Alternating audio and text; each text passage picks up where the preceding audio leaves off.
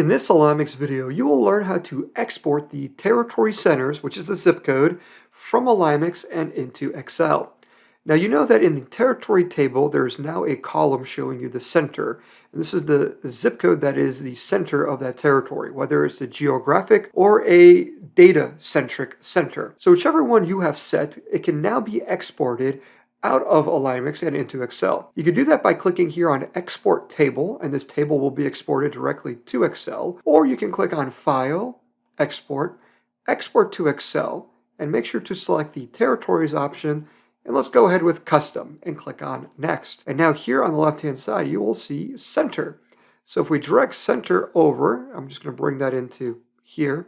You can also bring the center lat and long in, just like that.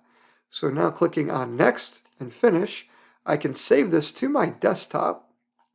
And when it's finished, we will see it pop up here in Excel, and you can see the center zip code and also the center lat and long for every territory. Now you can get the same type of export from going from the territory table view and clicking here on Export Table. And that's it. You've just learned how to export the territory centers from AlignMix and into Excel.